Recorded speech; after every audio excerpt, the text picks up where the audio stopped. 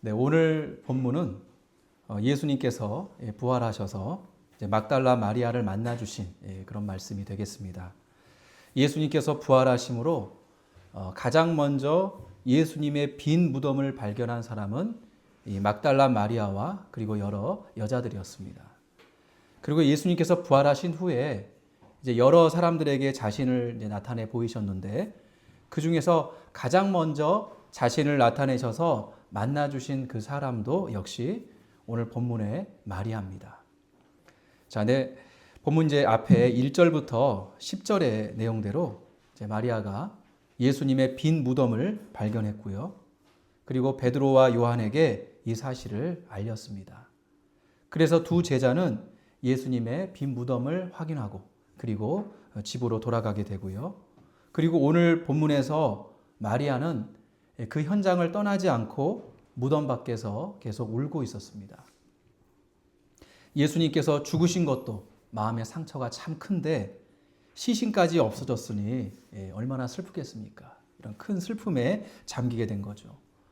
그래서 마리아는 재차 예수님의 시신을 확인하기 위해서 11절 중반의 기록대로 울면서 구부려 무덤 안을 들여다보니 이 기록대로 슬픔의 눈물을 흘리면서 무덤 안으로 들어가게 되죠.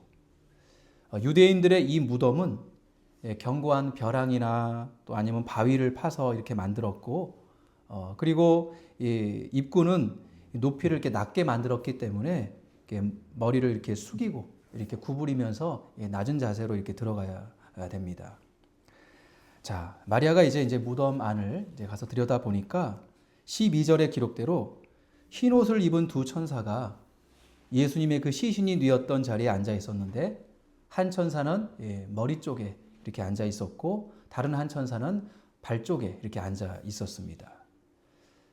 자, 여러분 이 상황을 한번 생각을 해보실 때 일반적으로 볼 때 어떻습니까?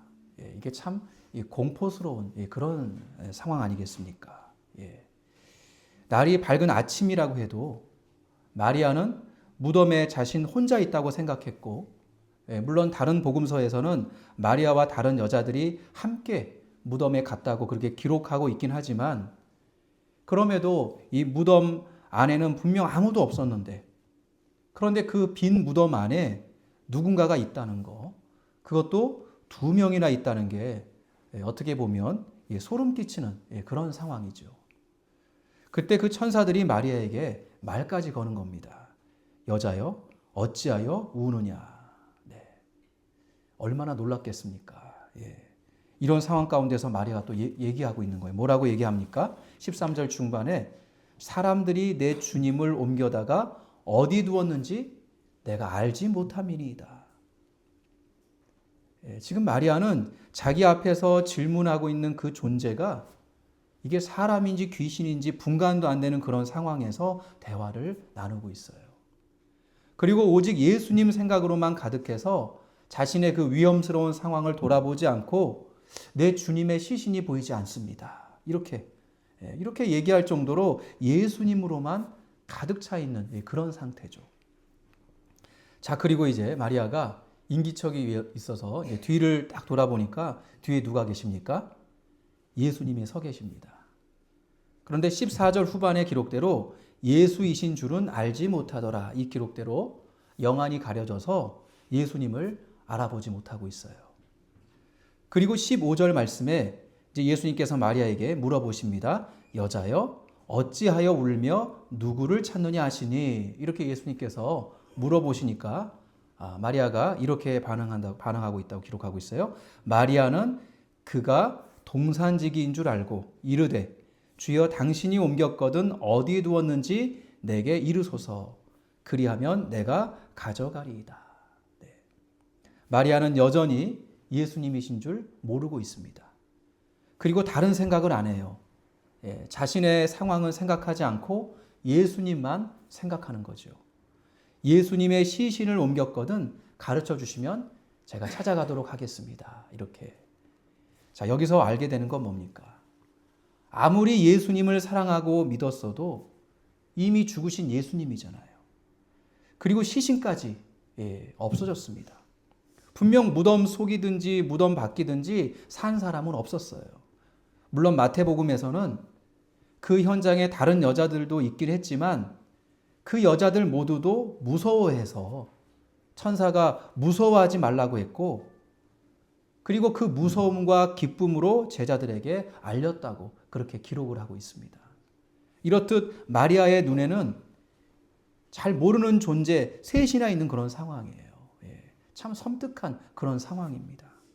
이런 상황 가운데서도 예수님 때문에 무덤 밖에서도 울고, 그리고 다시 무덤 안으로 들어가면서 또 울고, 천사들도 왜 우느냐 그렇게 물어볼 정도로 계속 울고, 예수님도 여자여 왜 우느냐 이렇게 물어보듯이 오직 보이지 않는 예수님 생각으로만 가득하기 때문에 계속 울고 있는 거예요. 이 눈물이 뭡니까? 자신은 어떻게 되든지 상관이 없는 거예요. 오직 예수님만 찾는 그런 눈물입니다. 마리아는 한순간도 예수님을 떠나지 않았습니다. 여인이라서 힘이 없어서 주님을 구출할 수도 없고, 그저 채찍에 우리 예수님 맞으실 때, 골고다를 향해서 그 힘든 십자가를 지고 걸어 올라가실 때, 십자가에 못 박히시면서 고통스러워 하실 때, 죽으실 때, 항상 떠나지 않고 그저 울 수밖에 없는 그 마음, 이 사랑하는 마음이죠. 사모하는 마음입니다. 오늘 부활의 이 기쁨과 함께 바로 우리도 이 사랑의 이 눈물의 마음을 회복해야만 됩니다.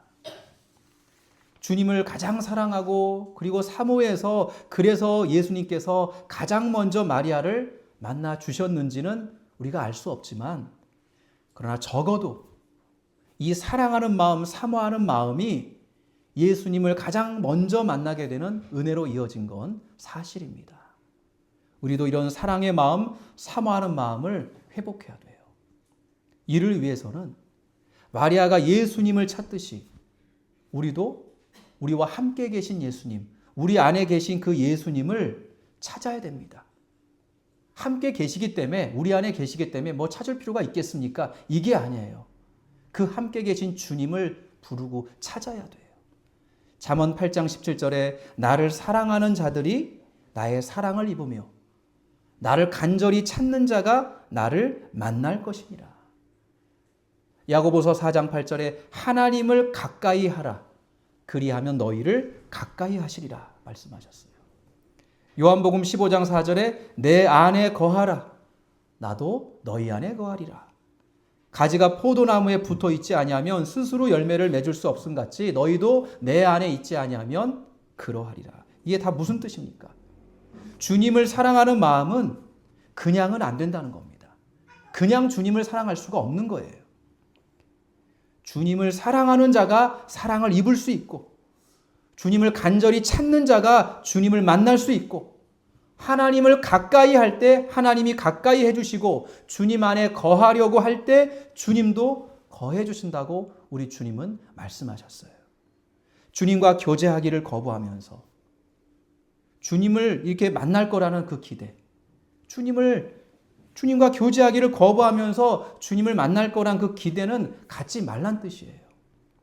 주님을 찾지 않고도, 주님과 교제하지 않고도 찾아와신 그 주님, 함께 해주신 그 주님을 그렇게 찾지 않고 거부하면서도 주님을 만날 수 있다라고 하는 말은 그건 성경이 아닙니다.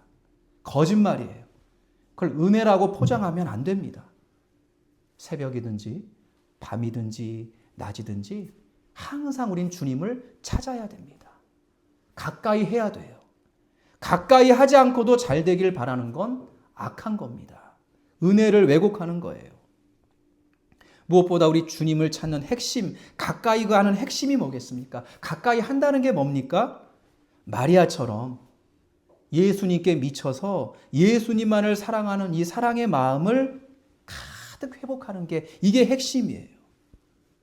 그래서 우리는 이렇게 기도하면서 주님을 찾아야 돼요. 주여, 오늘도 주님보다 다른 무엇을 사랑했던 것이 있습니다. 내 마음에 그게 있어요, 주여. 주님이 아시고 저도 압니다. 주님 저를 불쌍히 여기시고 용서하여 주시옵소서. 하나님 아버지의 그 말씀 앞에 반응하지 못하고 순종하지 못한 모습이 있어요. 아버지가 아십니다. 주여 나를 용서하시고 불쌍히 여겨 주시옵소서. 이렇게 고백하면서 사랑을 회복해야 돼요. 다른 거를 채우고 있으면서, 다른 사랑을 채우고 있으면서 주님의 사랑은 채울 수가 없는 거예요. 새로운 물을 담으려면 원래 있던 물은 다 비워내야 됩니다. 이렇게 다른 사랑, 다른 것들을 자꾸 비워내고 예수님의 사랑만 채우려고 하는 이 사랑의 고백에 우리 주님이 가득 채워주시고 만져주시는 생명을 경험하게 되는 거예요. 비우면은 주님 저를 불쌍히 여기시고 용서하옵소서. 그 주님이 채워주셔서 그 사랑이 가득해서 이 마리아처럼 그 눈물이 회복이 된다는 거죠. 이걸 우리는 항상 경험해야 해요. 이거를 경험하는 게 이게 믿음이고 이게 신앙입니다. 이런 상태가 안 되면 어떻게 되는 거예요? 이런 상태가 안 되고 그냥 교회에 와 있으니까, 그냥 세례 받았으니까, 그냥 신앙의 어떤 경험이 있으니까 그 형식이 마치 주님을 만난 거라고 착각하고 그러고 살면 어떻게 되는 거예요? 실상은 지금 주님의 사랑이 채워진 일이 없어요. 주님과 지금 관계가 없는 상태입니다. 계속 이 상태로 방치하게 되면 어떻게 되는 겁니까? 썩고 부패하고 교회는 형식적으로 잘 다니고 있는데 결국은 지옥이에요. 이 주님의 사랑이 항상 우리 안에서 회복이 되고 흘러 넘쳐야 된다는 거예요. 자, 마리아가 이렇게 대답을 하자 예수님께서 다시 말씀하십니다. 처음 마리아를 부르실 때 여자여 이렇게 부르셨지만 두 번째 부르실 때는 16절에 마리아야 이름을 불러주고 계세요. 그러자 마리아의 영안이 열려져서 예수님이 준 줄 알아보고 라보니 선생님 이렇게 외치면서 감격해하죠. 예수님을 찾고 그래서 예수님께서 이름을 불러주시고 영안을 열어주셔서 만남이 이루어지고 있습니다. 자, 그런데 예수님께서 17절에 예수께서 이르시되 나를 붙들지 말라. 내가 아직 아버지께로 올라가지 아니하였노라. 너는 내 형제들에게 가서 이르되 내가 내 아버지 곧 너희 아버지 내 하나님 곧 너희 하나님께로 올라간다 하라 하시니 기록대로 이미 마리아가 예수님인 줄 알아보고 너무나 감격스러워서 예수님을 부둥켜 안고 있거나 아니면 예수님을 붙들고 있었기 때문에 예수님께서 나를 이렇게 계속 붙들지 말아라 이렇게 말씀하신 거예요. 이유가 뭐냐면 마리아는 어떤 생각을 하고 있는 거예요? 어떤 생각을 하고 붙들고 있는 거예요? 아, 이제 예수님께서 다시 살아나셨기 때문에 이렇게 살아나셨으니 이제 이전처럼 다시 우리 예수님과 교제하며 그렇게 행복하게 살 수 있겠구나. 그렇게 지내겠구나. 즉 예수님께서 살아계셨을 때 그 육신의 예수님과 교제하겠다는 그 생각을 바꿔주시기 위해서 그래서 붙들지 말라고 한 겁니다.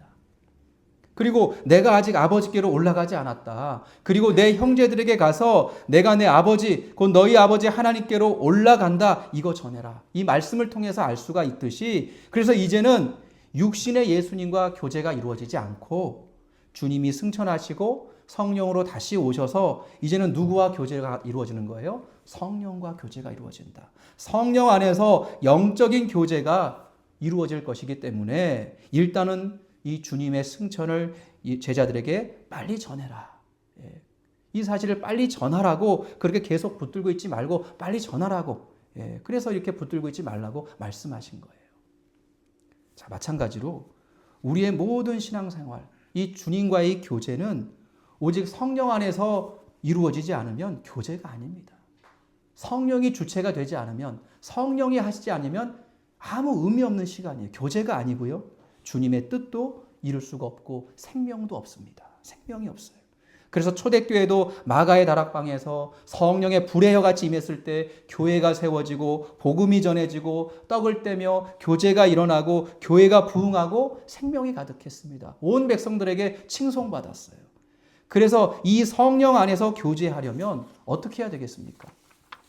마리아가 예수님을 만나고 예수님의 음성을 듣고 주님의 분명한 뜻도 알 수가 있었어요. 아, 승천을 전하라고 말씀하시는구나. 이 분명한 뜻도 알 수가 있었듯이 우리도 성령 안에서 교제하려면 먼저는 말씀을 듣고 그 말씀에 순종할 수 있는 뜻과 목적을 찾아야 돼요. 그게 있어야 됩니다. 맹목적으로 그냥 말씀을 보는 게 아니에요. 그 말씀이신 그 주님이신 그 말씀을 보면서 주님이 내게 말씀하시고자 하는 것이 무엇인가? 그 뜻이 무엇인가? 오늘 말씀을 주셨는데 여기에서 나를 향한 주님의 계획이 무엇인가? 목적이 무엇인가? 이거를 찾아야 돼요. 이게 있어야 됩니다. 이게 없는 상태에서 말씀을 많이 보면 아무 의미가 없는 거죠. 그리고 그 말씀의 순종을 이루기 위해서 이렇게 살라고 주님 말씀하시는구나. 그렇게 해야겠다. 그래서 그 순종을 이루기 위해서 기도하고 주여 이렇게 살아갈 수 있도록 힘을 주시고 용기를 주시고 믿음을 주시고 지혜도 주시고 환경도 열어주시고 건강도 주시고 평강을 주시옵소서. 그 말씀에 순종할 수 있는 은사나 지혜도 구하는 거예요. 거기서 그 순종을 위해서 거기에 기도에 집중하는 거죠. 그것만 집중하는 거예요. 그러면 성령이 충만해지는 영적 교제가 되는 거죠. 그리고 주신 그 힘과 은사와 지혜로 그 말씀에 순종할 때 거기에서 생명이 경험돼요.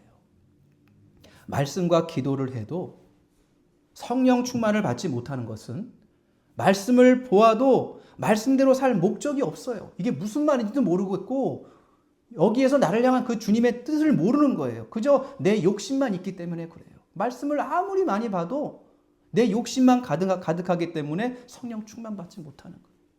기도를 많이 해도 이 말씀에 순종하기 위한 그런 목적이 아니라 그저 내 문제 해결에만 집중하기 때문에 그러니까 성령 충만 받지 못하는 겁니다. 그러니 어떻습니까? 이 주님과 영적 교제가 이루어질 수가 없는 거죠.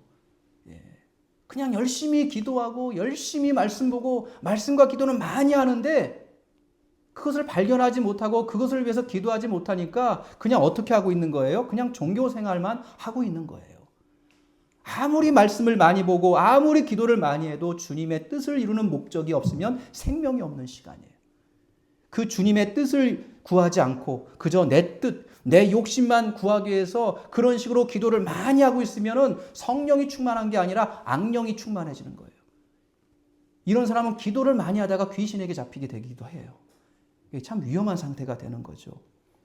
예수님이 곁에 계셔도 처음에 그 예수님을 알아보지 못했던 그 마리아처럼 되는 겁니다.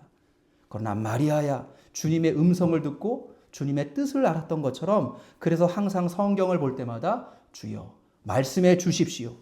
제가 듣고 순종하겠습니다. 이런 고백으로 말씀을 듣고 보게 되면 우리 주의 성령께서는 항상 가르쳐 주시게 되어 있어요. 너 이렇게 살아라. 성령이신 주님이 우리를 세상 끝날까지 함께 하셔서 가르쳐 주시게 되어 있습니다. 예 주여. 그리고 그 가르침대로 살지 못한 거 다시 회개하면서 다시 결단을 위해서 사모하면서 아버지 도와주세요. 은사도 구하면서 그렇게 기도하면 성령이 충만해지는 거예요. 이게 성령의 충만은 어려운 게 아닙니다. 아주 단순한 거예요. 그래서 순수한 사람들이 더 그래서 성령 충만할 수 있는 거예요. 자, 18절에 이제 막달라 마리아가 가서 제자들에게 내가 주를 보았다 하고 또 주께서 자기에게 이렇게 말씀하셨다 이르니라 기록대로 마리아는 예수님이 말씀하신 대로 살아계신 주님을 보았다고 제자들에게 증거합니다. 이 말씀에서 알 수가 있듯이 마리아는 천사를 만났다는 그런 어떤 신비적인 체험 얘기를 하지 않아요. 다른 얘기가 아닙니다. 자기 얘기가 아니에요. 자기 자랑이 아닙니다. 오직 내가 주를 보았다. 주께서 나에게 이렇게 말씀하셨다. 살아계신 예수님만 증거하고 예수님의 말씀만 전했습니다. 마리아는 처음에는 슬픔과 절망의 눈물로 빈 무덤에 들어갔지만 시체가 아닌 다시 사신 예수님을 만나고 생명을 찾고 생명을 경험했어요. 그리고 기쁨과 감격의 눈물로 내가 주를 보았다. 주님이 이렇게 말씀하셨다. 오직 예수님만 증거하고 있습니다. 그러니까 우리도 마찬가지입니다. 빈 무덤 같고 이 시체 같은 생명이 없는 그 삶 속에서 생명을 경험하는 삶은 예수님을 증거하는 삶이에요. 남녀노소 할 것 없이 모든 세대마다 다 이렇게 예수님을 증거하는데 이게 목적이 되면 그게 성령이 오신 목적이기 때문에 항상 생명이 가득할 수밖에 없어요. 그래서 이게 비전이 되고 목적이 되고 소망이 되고 꿈이 돼야 됩니다. 그래야 복된 거예요. 우리의 삶을 살아가면서 일을 하시면서 공부를 하시면서 이게 없다.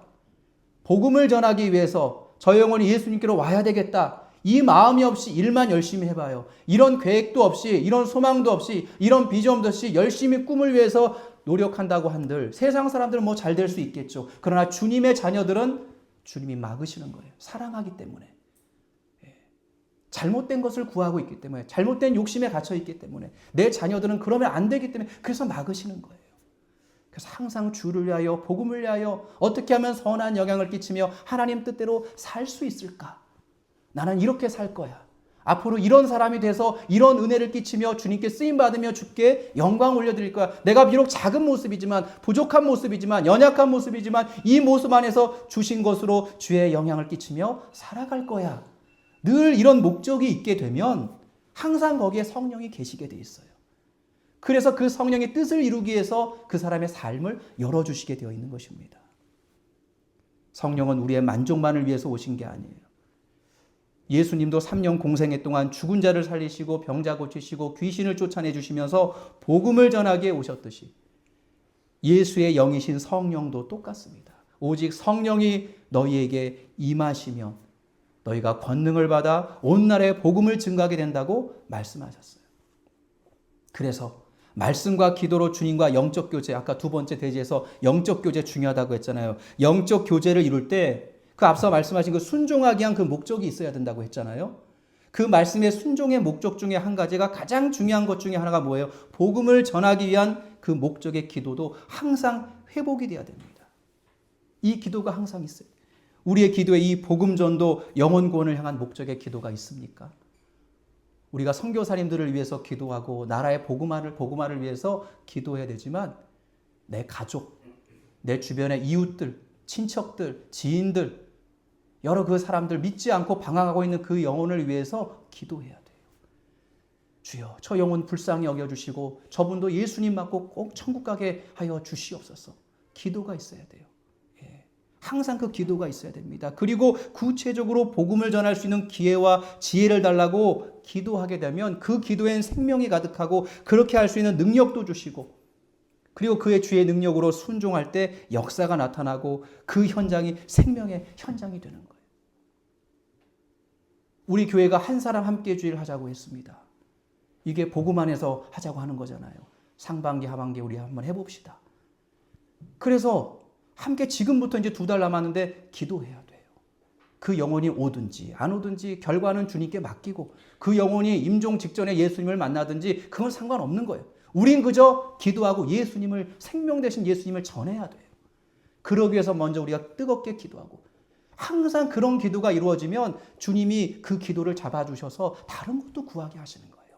이 순종의 목적, 이 영혼 구원을 영혼 구원을 향한 이런 기도가 항상 일어나고 그리고 때가 되면 이렇게 성도들 통해서 새 가족이 교회에 오시게 되면 목회자인 저희는 다시 말씀으로 그들을 가르쳐주고 양육해주고 기도해주고 그렇게 목회자와 성도들이 함께 이렇게 영혼 구원을 위해서 복음을 전할 때 예수님을 증거할 때 이 교회는 어때요? 주님이 사용하시려고 성령이 늘 임재하고 가득할 수밖에 없는 거예요. 생명이 가득할 수밖에 없는 거예요. 그런데 교회가 전도를 안 해요. 교회가 예수님을 증거하지 않아. 그럼 교회가 아니에요. 성령이 여기 계실 이유가 없어요. 성령은 복음을 전하기 위해서 예수님 살아나셨습니다. 예수님 믿어야 천국 갑니다. 이거 전하게 하려고 성령이 오셨는데 여기 와서 자기들끼리 잔치만 벌이고 있어요. 뭐하러 오십니까 성령이? 전도할 수 있는 곳을 가셔야죠. 그렇기 때문에 우리가 한 사람 함께 주일을 하자는 거예요. 마음에 큰 부담은 갖지 마시고 기도를 해보시라 이거예요. 기도를 해보고 그리고 그 영혼한테 사랑을 표현해보고 밥을 한 끼라도 사주고 교회 한번 오세요. 이 한마디라도 우리는 할 수 있으면 된 거예요. 이런 게 바로 성령이 임재하셔서 항상 생명으로 사는 모습이다라는 거죠. 마리아는 예수님의 시체, 더구나 그 시체마저 다 사라져버린 빈 무덤, 그 절망 속에서 생명을 찾았습니다. 생명을. 다시 사신 예수님을 가장 먼저 만난 사람이 됐어요. 오직 예수만이 길이요 진리요 생명이라고 우리 주님 말씀하셨듯이 예수님을 만나지 않으면 사람은 생명이 없어요. 영원한 형벌과 지옥뿐입니다. 그래서 날마다 이 예수님의 생명 속에 사는 게 뭡니까? 첫 번째는 예수님의 사랑의 교제가 항상 회복이 돼야 돼요. 항상 일어나야 돼요. 그러기 위해선 오늘 말씀대로 주님을 사랑해야, 주님을 찾아야, 주님을 가까이 해야, 주님 안에 거해야 돼요. 주님한테 가야 돼요. 가서 어떻게 하는 거예요? 거기서 주님만을 더 사랑하지 못한 거 아버지 오늘도 용서해 주세요.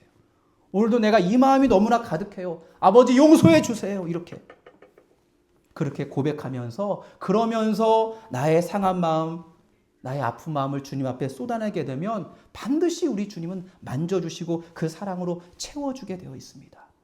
우리 주님을 인격적으로 만나게 되는 거예요. 이 사랑을 늘 회복해야 돼요. 이게 그리스도인들의 모습이에요. 우리 집사님께서 성경 봉독을 하면서 눈물을 흘리신 게 왜 그래요? 이 사랑이 가득하기 때문에 눈물이 나는 거죠. 이게 회복의 원천이에요. 이게 치유의 통로입니다. 이런 은혜가 항상 우리는 회복이 돼야 돼요. 그리고 두 번째는 영적 교제입니다. 영적 교제를 위해선 그냥 말씀과 기도를 많이 하는 게 아니에요. 항상 말씀으로 주님의 뜻과 목적을 찾아야 돼요. 그 주님을 찾아야 돼요. 그 말씀의 그 뜻을, 목적을 찾고 그 말씀으로 먼저 찾는 게 먼저 중요한 거예요. 오늘도 무슨 말씀 하나 들어보자. 오늘 내가 위로받으러 가야지. 은혜 받으러 가야지. 말씀으로 위로받고 은혜 받는 거 아닙니다. 그게 먼저가 아니에요. 주님의 뜻, 말씀의 목적이 먼저입니다. 주님의 나라와 주님의 의가 먼저예요. 그래야 이 모든 것이 더해지는 은혜가 오고 그래야 은혜도 오고 위로도 오는 거예요. 예. 그리고 그 목적을 위해서 기도하는 거예요. 그냥 우리 아버지의 말씀이니 이렇게 살 수 있도록 아버지 도와주세요. 이 목적 가지고 풍성한 은사와 은혜를 구하면서 기도하면 성령이 충만해지는 거예요. 오래 기도하지 않아도 주여 이대로 살 수 있도록 주여 나를 불쌍히 여기시고 도와주시옵소서. 이렇게 집중해서 기도하면 성령 충만해요. 그 성령으로 그리고 살면은 생명이 되는 거죠. 이런 영적 교제가 항상 회복이 돼야 돼요. 예. 이게 회복이 돼야 저도 그래야 목회가 되는 거예요. 저도 이게 안 되면 목회가 안 되는 거죠. 우리 모두도 다 마찬가지예요. 이런 영적 교제가 늘 회복이 돼야 섬김과 사역 속에서 오늘 또 섬겨야 돼? 오늘 또 사역해야 돼? 힘들죠. 그러나 이 영적 교제에서 나오는 이거 생명의 힘으로 섬기고 사역하면 은혜예요. 기쁨이 충만한 거 아니겠습니까? 이 교제를 항상 우리가 회복해야 된다는 거죠. 세 번째는 내가 만난 예수님을 증거해야 됩니다. 자랑해야 돼요. 이를 위해서 기도하고 은사도 구하면서 지혜롭게 전도해 보시기 바랍니다. 우리 주님이 성령 충만을 주시고 축복해 주세요. 왜 그렇습니까? 이게 성령의 목적이시기 때문에. 그래서 전도하다가 나도 기적을 맛보고 남도 기적을 맛보는 그런 일도 생기게 돼요. 이게 성령의 은혜죠. 여기에 생명이 있어요. 여기에 우리 젊으신 분들 많이 계시겠지만 이런 비전을 가지고 공부하시고 이런 비전을 가지고 일을 하시게 되면 우리 주님이 쓰시기 위해서 반드시 열어주시고 필요한 것도 채워주시고 감당할 수 있는 능력을 주시는 거예요. 인도해 주세요. 예, 앞서 나눴지만 주님의 자녀인데 이런 비전과 소망이 없으니까 주님이 정신 차리라고 좀 막으실 수도 있는 거예요. 내 자녀는 그렇게 살면 안 돼. 세상 사람처럼 살면 안 돼. 나를 증거하는 사람이 돼야 돼. 그래서 그 사랑의 목적, 그 복음 전도의 그 비전, 그것을 항상 마음에 품고 그리고 공부하고 그리고 일하고 그렇게 꿈을 향해 나아갈 때 우리 주님이 붙잡아 주시고 열어주실 줄로 믿습니다. 예수님의 그 사랑을 늘 회복하는 모습, 그 예수 사랑으로 충만, 그리고 영적인 교제입니다. 그리고 예수님을 증거하는 그런 삶의 그 비전과 그 소망, 이런 세 가지의 모습으로 우리가 더욱더 나아가심으로 말미암아 시체와 같은 그 상황, 빈무덤 같은 그 고독함이 항상 주님의 생명으로 회복되는 그런 복이 있게 되시길 주님의 이름으로 소망합니다. 기도하시겠습니다. 사랑의 우리 하나님 아버지, 신앙생활은 어려운 것이 아니라고 주님 말씀하십니다.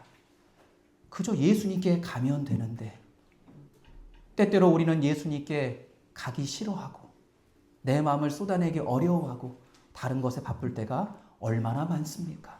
이미 우리 안에 계신 예수님께, 우리와 함께 계신 예수님께 항상 가까이 가서 주님을 더 사랑하지 못한 거 용서해 주세요. 그리고 아버지 그 예수의 사랑으로 오늘도 충만하게 채워주세요. 나 그 사랑 없으면 나 죽어요 아버지.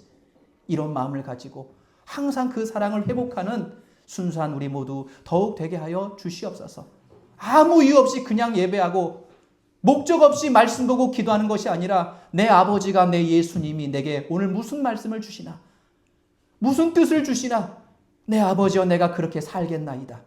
그 뜻을 찾고 그 목적을 찾고 내 주여 그렇게 살겠나이다 기도하고 이를 위해서 달라고 구할 때 우리 주님이 성령으로 충만케 해주시고 생명을 주시는 줄 믿습니다.